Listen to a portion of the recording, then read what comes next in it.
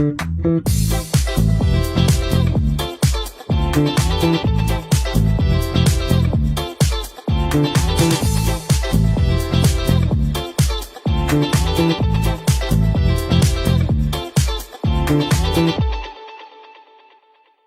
দুনিয়ার ছোট বড় খবর নিয়ে আমি অনুশ্রী শুরু করছি আপনাদের প্রিয় অনুষ্ঠান খেলা আর খেলা।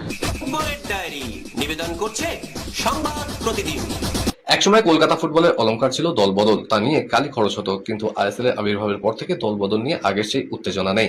কিন্তু এবার মরশুম শুরুর আগেই দলবদলের বাজারে আগুন ধরিয়ে দিয়েছে মোহনবাগান। ইস্ট বেঙ্গলের ঘর ভেঙে ব্রাজিলিয়ান জাদুকর মিগুয়েলকে ছিনিয়ে নিতে চলেছে সবুজ মেরুন। ডিফেন্স যারা থ্রু বেরোবে তার পা থেকে মিগুয়েল হাতছাড়া হলে দলবদলের বাজারে বিরাট ধাক্কা খাবে লাল হলুদ ব্রিগেড। ইস্ট বেঙ্গলের কাছে মিগুয়েল যে পরিমাণ অর্থ চেয়েছিলেন তা লাল হলুদ দিতে অপরাগ। মোহনবাগান সেখানে লোভনীয় প্রস্তাব দিয়েছে মিগুয়েলকে। সেই প্রস্তাব মেনে নিয়েছেন মিগুয়েল। তাকে বিভিন্নভাবে আটকানোর চেষ্টাও করেছিল লাল হলুদ, কিন্তু তা আর সম্ভব হয়নি। মোহনবাগানের সঙ্গে মিগুয়েলের চুক্তি 2 বছরেরই।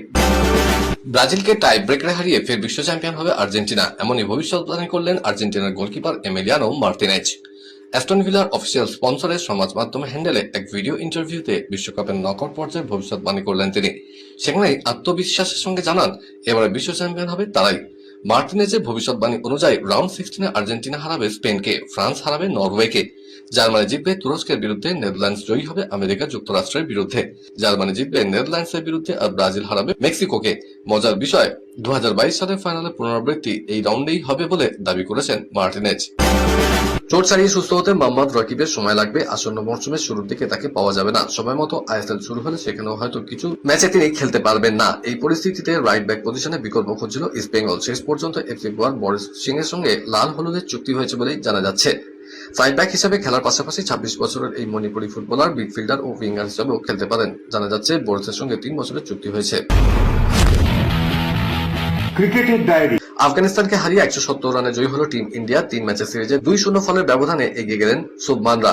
ভারত ও আফগানিস্তান দ্বিতীয় ম্যাচে মুখোমুখি হয়ে টসে জিতে ফিল্ডিং এর সিদ্ধান্ত নেন আফগান অধিনায়ক হাসমাতুল্লাহ।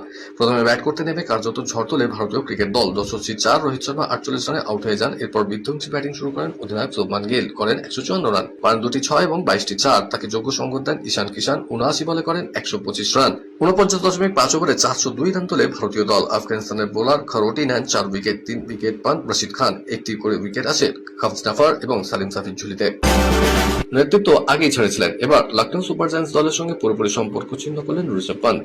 ফলে পরের মরশুমে নিলামে উঠতে চলেছে তার নাম। লখনৌ টিম ম্যানেজমেন্ট অবশ্য পান্তকে ছাড়তে চায়নি। রেকর্ড 27 কোটি টাকায় দলে নেওয়া হয়েছিল তাকে, ক্যাপ্টেনও ছিলেন তিনি। গত 2 মরশুমে ব্যর্থতা সত্ত্বেও পান্তকে ধরে রাখতে মরিয়া ছিল এলএসজি শিবির। টানা 4 ঘন্টা ম্যারাথন বৈঠকেও তাকে রাজি করানো যায়নি। দল ছাড়া চরম সিদ্ধান্তে অনড় ছিলেন মৃত্যুঞ্জয়ী কিপার ব্যাটসম্যান। পান্তের নেতৃত্বে আইপিএলে এবার মাত্র তারা 4টি ম্যাচই জিতেছে। বিশ্বকাপে ভারতের বিরুদ্ধে বড় ব্যবধানে হার। এবার শাস্তির কোপ নেমে এলো পাকিস্তানের ওপর। ইংল্যান্ডের বার্মিংহামে মহিলাদের টি-20 বিশ্বকাপে ওমেন্স ইন ব্লুর সামনে দাঁড়াতে পারেনি পাক বাহিনী। তারপর জরিমানা নেমে এলো ফাতিমা সানাদের উপর। কি অপরাধ করলেন তারা? নির্ধারিত সময়ের মধ্যে ওভার শেষ করতে পারেনি, 1 ওভার কম করেছে পাকিস্তান। আইসিসির আচরণবিধির 2.2 ধারা অনুযায়ী নির্ধারিত সময়ের মধ্যে কোনো দল ইনিংস শেষ করতে ব্যর্থ হলে প্রতি ওভারের জন্য ম্যাচ ফির 5% জরিমানা করা হয়। সেই কারণে পাকিস্তানের ম্যাচ ফির 5% কেটে নেওয়া হয়েছে। খেলার খবর আরো আছে, কিন্তু তার আগে নিয়ে নিতে হচ্ছে ছোট্ট একটা ব্রেক। সঙ্গে থাকুন।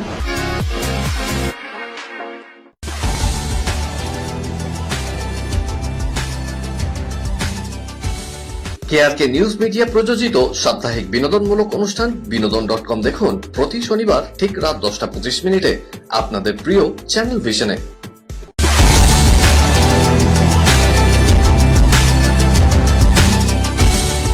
ব্রেকের পর যথারীতি আবার হাজির আপনাদের প্রিয় খেলা আর খেলা নিয়ে। বিদেশের ডায়েরি।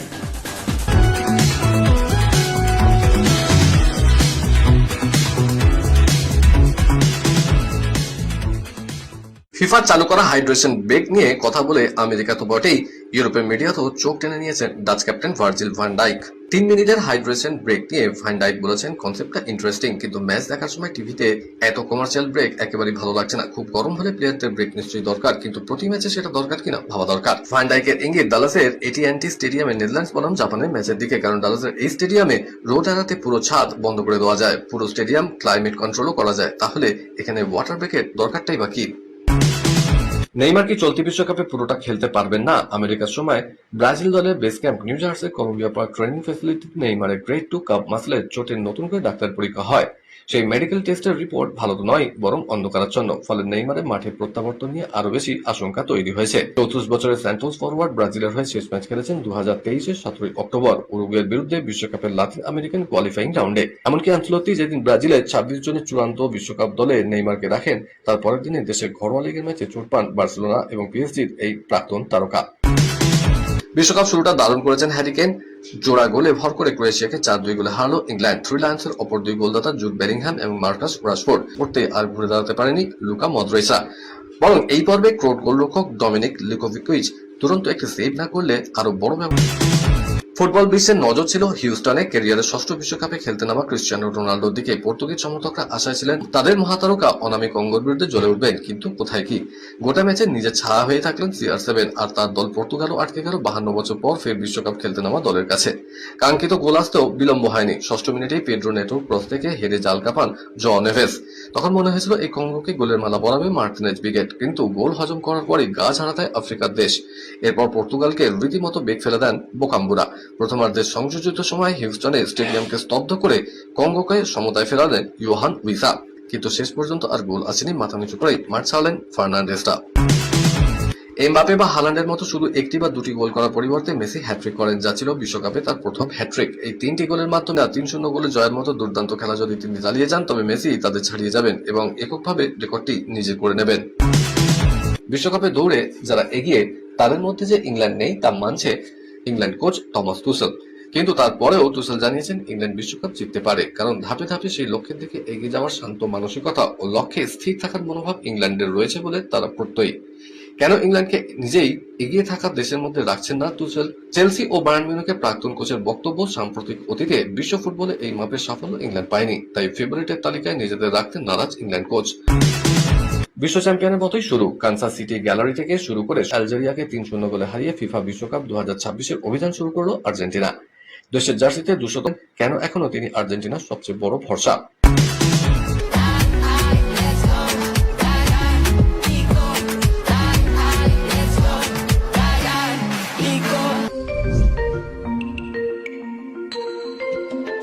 মেক্সিকো সিটি কিভাবে ভুলবে ডিয়েগো মারাদোনাকে? আগের বছরই ভয়াবহ ভূমিকম্পে বিধ্বস্ত হয়েছিল মেক্সিকো। ঠিক 9 মাস পরেই সেখানে আগমন মারাদোনার। এলেন, দেখলেন, জয় করলেন। সেই থেকেই আত্মীয়তার এক বন্ধন। কিন্তু বিশ্বকাপের আবহে কিছুটা যেন বিষণ্ণ দর্শকরা। স্টেডিয়ামের 8 নম্বর ক্যাফের কাছে ছিল একটি ব্রোঞ্জের মূর্তি, হাত দিয়ে গোল করা সেই মুহূর্ত। সেই মূর্তি দেখতেই ভিড় করতেন মারাদোনা অনুরাগীরা, কিন্তু সেই মূর্তি এখন আর দেখা যাচ্ছে না। কেন মূর্তি নেই? জবাব দিতে হিমশিম খাচ্ছেন নিরাপত্তা কর্মীরা। তাদের ব্যাখ্যা, স্টেডিয়াম সংস্কারের জন্য সেই মূর্তি আপাতত সরিয়ে রাখা হয়েছে, দ্রুত আবার পুরনো জায়গায় ফিরিয়ে আনা হবে। বিগ ব্যাশ লিগের ম্যাচ ভারতে আয়োজিত হতে পারে। প্রধানমন্ত্রী নরেন্দ্র মোদী অস্ট্রেলিয়া সফরে সরকারিভাবে সেই ঘোষণা করতে পারে। ইতিমধ্যে ক্রিকেট অস্ট্রেলিয়ার আধিকারিকরা ভারতে চিপকে এসেছিলেন। অস্ট্রেলিয়ার টি20 ফ্র্যাঞ্চাইজি লিগ বিগ ব্যাশের প্রথম ম্যাচটি ভারতের চেন্নাইয়ে আয়োজনের কথাবার্তাও চলছে। এরপরেই বাবার আজমে ভারতে খেলতে আসা নিয়ে গুঞ্জন শুরু হয়েছে। চলতি বছরের বিশ্বকাপে একের পর এক চমক দিয়েছে ছোট দলগুলো। ধারে ভারে পিছিয়ে থেকেও তারকা খচিত উরুগুয়েকে আটকে দিয়েছে সৌদি আরব। বিশ্বকাপের প্রথম ম্যাচে 1-1 গোলে ড্র করছে লাতিন আমেরিকার দল। একমাত্র গোলটি করে উরুগুয়ের হার বাঁচিয়েছেন ম্যাক্সিমিলিয়ানো আরাউরা। উরুগুয়ে এই তারকা ফুটবলার নাকি ভারতীয় বংশোদ্ভূত। সমাজ মাধ্যমে এমনটাই দাবি করেছেন নেটিজেনদের একাংশ। সমাজ মাধ্যমে ফুটবল প্রেমীদের একাংশ তুলে ধরেছেন এক যোগসূত্রের কথা, ম্যাক্সিমিলিয়ানো আরাউরো দাদু নাকি গোয়ার বাসিন্দা ছিলেন। এমনটাই জানা যাচ্ছে। দক্ষিণ গোয়া জেলার একটা বড় গ্রাম লৌতলিম, সেই গ্রামেই থাকতেন আরাউরোর দাদু, এমনটাই দাবি ফুটবল প্রেমীদের একাংশ। কলকাতার ডায়েরি। আইএসএল থেকে অবলম্বন হয়ে গেলেও আসন্ন মরশুমেও দেশের 1 নম্বর লিগে খেলতে চায় মোহামেডান স্পোর্টিং ক্লাব। এই কথাই জানালেন ক্লাবের নতুন সচিব ওয়াসিম আকরাম। পাশাপাশি ক্লাবের নতুন সভাপতি হুমায়ুন কবির ঘোষণা করেন ফুটবল দলকে এবার থেকে একটি বাণিজ্যিক সংস্থা হিসেবে চালানো হবে। তার প্রক্রিয়া শুরু হয়ে গিয়েছে, কয়েক সপ্তাহের মধ্যে একটা পূর্ণাঙ্গ রূপ পাবে। সাংবাদিক বৈঠকে নতুন সচিব হিসেবে ওয়াসিম আকরামের নামও ঘোষণা করেন তিনি। নতুন সচিব আকরাম জানিয়ে দেন আসন্ন আইএসএল এ খেলার জন্য উদ্যোগ নিচ্ছেন তারা, কিন্তু প্রশ্ন হলো কিভাবে তারা এই মৌসুমে আইএসএল খেলবেন। সর্বভারতীয় ফুটবল ফেডারেশনের গঠনতন্ত্র অনুযায়ী গত বছর থেকেই আইএসএল এ অবলম্বন চালু হয়েছে। সেই নিয়মে 13টি ম্যাচে মাত্র 3 পয়েন্ট পেয়ে অবনমন মোহামেডানের। কলকাতা পুলিশের সিপিকে নাকি একটি চিঠি দিয়েছেন লিওনেল মেসির দল। সেই চিঠিতে রাজ্যের প্রাক্তন ক্রীড়ামন্ত্রী অরূপ বিশ্বাসের বিরুদ্ধে তোলা হয়েছে অভিযোগ। সেখানে বলা হয়েছে গত ডিসেম্বরে মেসি কলকাতায় আসার পর ইভেন্ট চলাকালীন তাকে বারবার ছুঁয়েছে। শুধু তাই নয়, আর্জেন্টাইন ফুটবলারদের নিরাপত্তার ব্যবস্থা একেবারেই পর্যাপ্ত ছিল না, যা নিয়ে অত্যন্ত অখুশি আর্জেন্টিনা। একই সাথে ওই চিঠিতে রাজ্যের প্রাক্তন ক্রীড়ামন্ত্রীর বিরুদ্ধে একগুচ্ছ অভিযোগ করার পাশাপাশি মেসিকে ভারতে নিয়ে আসার নেপথ্যে মূল কারিগর শতদ্রু দত্তকে সম্পূর্ণ নির্দোষ হিসাবে উল্লেখ করা হয়েছে। আজ তবে এ পর্যন্তই থাক, আবার দেখা হবে আগামীকাল ঠিক এই সময় এই চ্যানেলে। শুভরাত্রি।